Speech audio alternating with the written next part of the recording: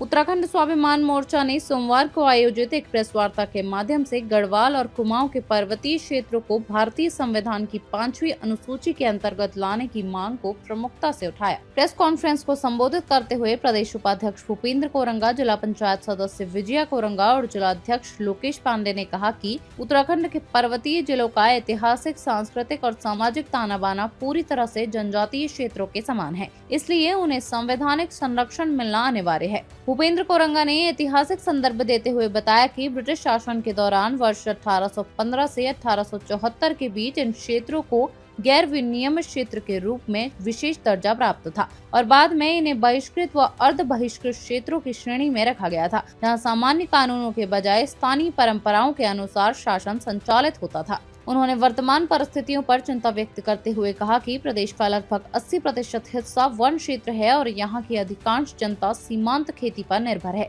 और इन हालातों में शिक्षा, स्वास्थ्य और रोजगार के समुचित अवसर न होने के कारण पर्वतीय क्षेत्रों से भारी पलायन हो रहा है, जो राज्य के भविष्य के लिए चिंताजनक है। प्रेस वार्ता में यह भी तर्क दिया गया कि यहाँ की प्रकृति पूजा, पारंपरिक लोक पर्व और जीवन जीने का ढंग पूरी तरह जनजातीय जीवन शैली को प्रदर्शित करता है। इस दौरान सवाल उठाया गया कि जब देश के अन्य हिमालयी राज्यों के मूल निवासियों को जनजातीय दर्जा और विशेष संवैधानिक सुरक्षा मिल चुकी है, तो उत्तराखंड के गढ़वाल और कुमाऊं के निवासियों को इससे वंचित क्यों रखा गया है। संवैधानिक मांग के साथ साथ मोर्चा ने बागेश्वर के स्थानीय ज्वलंत मुद्दों पर भी मुखर होकर अपनी बात रखी। उन्होंने जिले में जर्जर सड़कों, स्कूलों में शिक्षकों की कमी और बदहाल स्वास्थ्य सेवाओं पर गहरी चिंता व्यक्त की। विशेष रूप से मोर्चा ने शराब की दुकानों के खिलाफ चलाए जा रहे अपने अभियान को दोहराते हुए कहा कि वे ग्रामीण क्षेत्रों में शराब के बढ़ते प्रभाव और अवैध बिक्री के खिलाफ निरंतर आंदोलन करते रहेंगे। देखिए, हमारा यही कहना है प्रदेश की सरकार को और जनता तक आपके माध्यम से ये बात पहुंचानी है कि उत्तराखंड प्रदेश, जो कि हमारा, जहां से मैं आता हूं, दानपुर क्षेत्र, कपकोट क्षेत्र, कुमाऊं, गढ़वाल, जौनसार, पूरे उत्तराखंड प्रदेश के अंदर जो है 1815 से लेकर के 1874 के बीच हमको विशेष अधिकार दिए गए थे ब्रिटिश काल में। उसके बाद 1921 में नॉन रेगुलेशन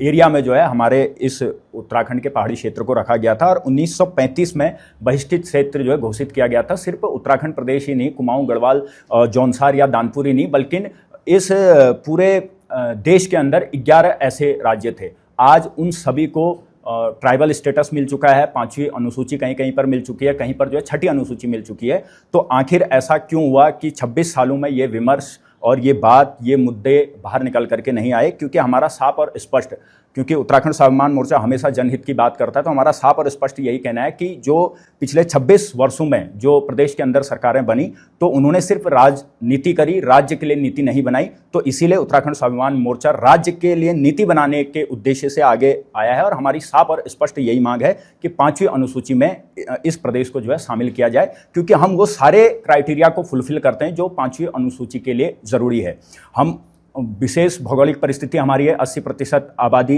80% हमारा जो है वन क्षेत्र है। इसके अलावा पिछड़ापन पूरी तरीके से है, क्योंकि आज भी मूलभूत सुविधाएं हमारे गाँव से जो है वंचित, चाहे वो सड़क, शिक्षा, संचार, स्वास्थ्य की हम बात करें तो पिछड़ापन भी हमारे क्षेत्र में है, चाहे हम दानपुर क्षेत्र की बात करें, गढ़वाल और कुमाऊं की बात करें। इसके अलावा विशिष्ट संस्कृति भी है हमारी। आज हम हमारे जो देवी देवताओं को पूजने का जो हमारे पद्धति है, और हम जैसे मसाण भी पूजते हैं, इसके अलावा हम सारे वन देवियों को पूजते हैं, जल देवी को पूजते हैं। तो हमारे पूजा पद्धति और हमारा जो पोशाक है वो भी कहीं ना कहीं डिफरेंट है, हमारी बोली भाषा कहीं ना कहीं डिफरेंट है। तो ये तमाम जो क्राइटेरिया हैं वो इस बात को दर्शाते हैं कि हमको जो है ट्राइबल स्टेटस मिलना चाहिए, हमको 5वीं अनुसूची में शामिल करना चाहिए। और इसी को लेकर के उत्तराखंड स्वाभिमान मोर्चा पूरे प्रदेश के अंदर एक जन जागरूकता अभियान चलाएगा। और फिर जो, क्योंकि इसमें साफ और स्पष्ट ये कहा गया है, दिसंबर 2025 को राज्यसभा के अंदर जब ये पूछा गया तो उसमें जो मिनिस्टर हैं अभी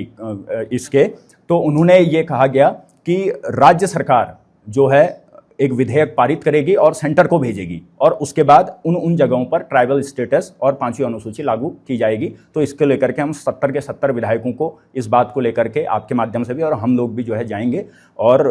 उनसे मांग करेंगे कि उत्तराखंड को ट्राइबल स्टेटस मिले और 5वीं अनुसूची में शामिल किया जाए। मांगों को लेकर के हमारा आंदोलन था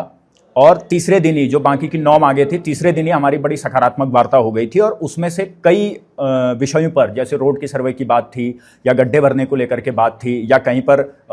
फाइनेंशियल बिड खुली हुई थी तो टेक्निकल बिड खुली हुई थी तो फाइनेंशियल बिड नहीं खुली, तो इन तमाम चीज़ों को लेकर के इन 12 दिनों के अंदर बहुत अच्छा प्रोग्रेस जो है विभागों के द्वारा किया गया। लेकिन जो पहला जो मुद्दा था शराब की दुकान को हटाने को लेकर के, तो इसमें शराब मालिक जो है माननीय न्यायालय गए हैं, उन्होंने माननीय न्यायालय की शरण ली है और इसके बाद हम वहां पर हमने एक कमेटी बनाई, क्योंकि वहां पर जो मानकों के अनुरूप नहीं खुली थी शराब की दुकान और वहां पर 18 से कम साल के बच्चों को जो शराब दी जा रही थी, ओवर रेटिंग और तमाम तथ्यों को जब हमने जिलाधिकारी महोदय के पास में रखा तो उसमें पहले तो उनके द्वारा हमको ये कहा गया कि हम जो है इसमें जांच कर रहे हैं, जांच कमेटी बना रहे हैं, लेकिन हमने ये कहा कि इसमें एक पक्षी जांच ना होकर के द्विपक्षीय जांच हो और इस जांच कमेटी में हमें भी शामिल किया जाए और वहां के तमाम महिला मंगल दल अध्यक्षों को और प्रधानों को, जिला पंचायत सदस्यों को और हमको जो है उस जांच कमेटी में रखा गया और जब हमको लिखित में दिया गया 16 दिन का हमको समय दिया गया, 16 दिन के भीतर भीतर जांच होगी और कल हमको एक चिट्ठी और आई है कि दोनों पक्षों का कल 3 बजे से जो है जो शराब की दुकान है वहां पर जो है जांच होनी है,